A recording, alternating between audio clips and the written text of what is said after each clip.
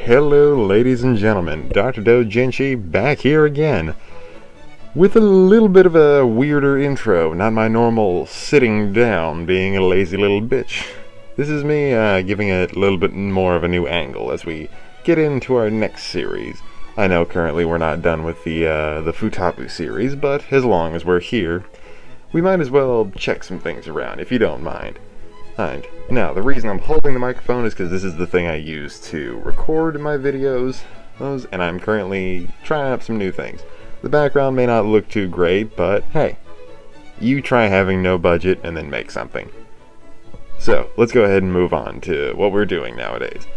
Anyways, Episode 1 of the new series, you can clearly see in the title, is known as Triple Ecchi. You can try looking it up by simply typing HHH in just about anything and it'll pop up. Trust me, I've tried. Alright, that being said, let's get on into the review. Starting out, Triple Ecchi Episode 1 is done by our good friends over at Mary Jane. Running at about 16 minutes and 33 seconds, a relatively short one for the stuff that we've been doing currently, with a total of 10 categories. Not exactly the biggest or most well-known, but it does have a lot of vanilla ones. Ones that, strangely enough, none of them are vanilla. Kind of strange, but let's go ahead and move on. Notable tags include cosplay, public, you people out there who have a voyeur fetish, and cream pie for all those people who like the gamble of maybe having kids, but also like getting around. That being said, this one is a shock to the system because it starts right off the bat. And really only has a small differentiating. I'm going to count this all as one scene because it starts from 0.00 seconds in, like as soon as it goes from the title, it goes to this. I don't even think there is a title. They just drop you right on into the world, like you need to know the lore or something.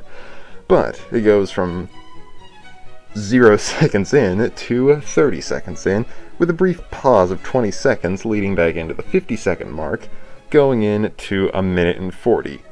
Mostly consisting of a single girl, the female main character of this episode, given the fact that this is an anthology-related series that does have a returning character every once in a while.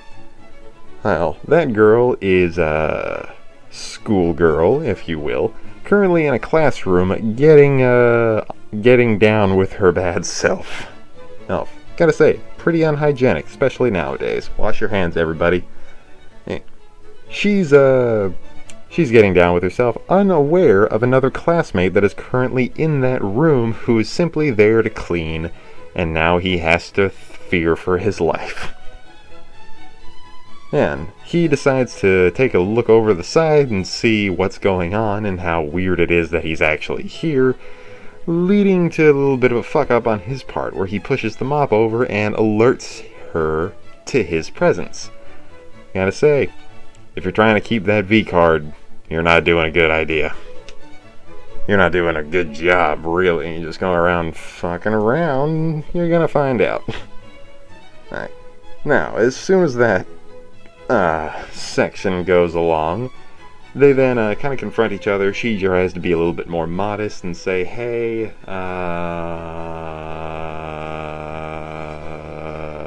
pull your pants down. And then she gets all the horny, all at once, directly into him, and oh Jesus Christ, man, this man is either gonna have he's gonna start out with a good day, and then he's going to get a very bad day. Hey, because I don't know if anybody watching this has ever ran on empty before and then continued to go, but rug burn is not supposed to be that far down south, if you know what I mean. Now let's continue, leading from the second scene, which goes from the even 3-minute point to 6 minutes and 40 seconds in, a decent length, but overall, let's go ahead and say something special for everybody. And then, let's just say she's all kinds of horny, and decides she really likes this guy. If anybody's gonna go to jail, if anybody's gonna get that little stick bonked on the head and then sent to jail, it's her. Now, afterwards, they've spent a good amount of time in that classroom destroying the health regulations, and later on, she decides to leave for the day, only to then be reunited with a man in a whole bunch of different spots across the school campus, because health regulations be damned, we're getting gross. I'm talking in lockers, in the back of classrooms again, and out in the middle of the field. Why a field? There's like ticks and just random bugs everywhere. That is just gross and unsanitary. You're gonna get a rash and everybody's gonna be having a bad day. But after that scene, which lasts from 7 minutes and 35 seconds to 9 minutes and 30 seconds, they end up going on a little bit of a break where they don't really get together. It shows that she's been busy for roughly a month and is feeling backed up in a way. The guy also feeling so, but he's less emotional about it and more just sad that he lost his first girlfriend, first crush, first lay, and first just about everything, because she's a freak and wanted to do everything. Episode 1. She then meets up with him. She goes to where they first met, where he, coincidentally, is hanging out, sobbing about why he's never going to get laid again. She immediately disproves that statement by jumping on him, and I'm guessing breaking his pelvis in the act itself. Running again from 10 minutes and 45 seconds to 14 minutes and 20 seconds of bone-breaking snoo-snoo, if Futurama is to be quoted on this. She just drowns the fuck out of him, draining him of everything, and overall just starting out as a good time and then later turning into rug burn. As we move on to our next episode. Fuck, I hit the mask on that. Still getting used to this. I will get a better microphone at some point. Right, it's not always going to be this thing.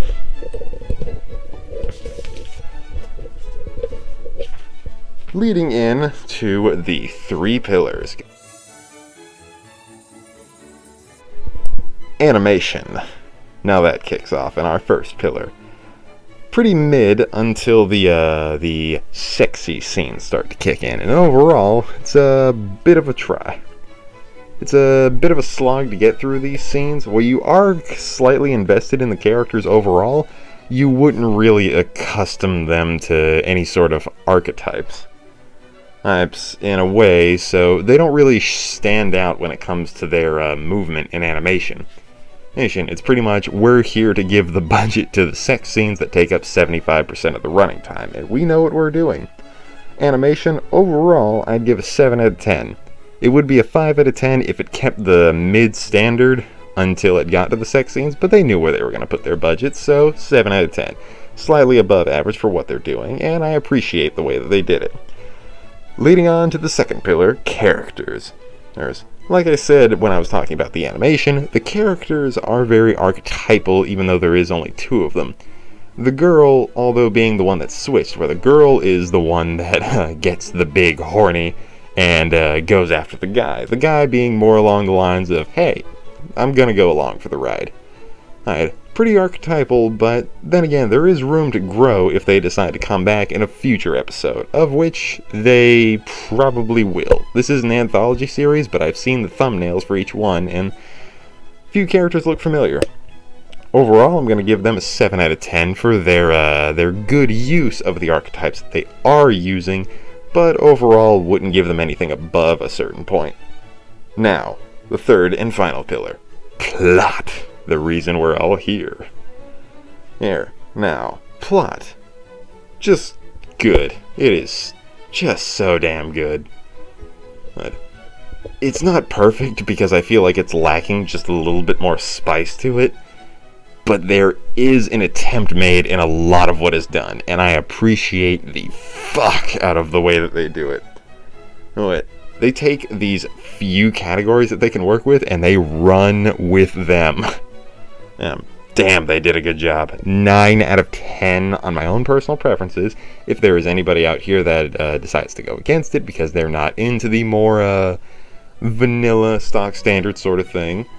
I appreciate your input, but for my personal taste, it is a 9 out of 10, and I'm trying to be as objective as possible. Now, leading to the final thing that the pillars all hold up, the overall score. The overall score itself leading to a solid 8 out of 10. A pretty good start for a series that could definitely grow. The series has potential, and I thank you for all being here. Here to hopefully be around when it does grow. Now, I'd like to get my closing remarks in before we start this, because I have a lot of resetting up to do, because putting this all together took a little bit more time than I was expecting, and I am tired as fuck, and I should probably get to editing. So, my closing remarks, thank you for everybody that's here. We are currently at 34 subs out of the 100 that we're shooting for. I thank each and every one of you for being here, down to the last person that is probably sticking to their chair after going through my recommendations. Thank you all. I appreciate every one of you, my patience on our way to becoming a true men, women, and whatever the fuck you feel like cultures. Thank you, and I'll close with my normal remarks. Have a nice day. Don't be a dick, there's too many of them, and wash your fucking hands. Until next time, I have been the Doctor, and I'll see you sons and guns later. Peace.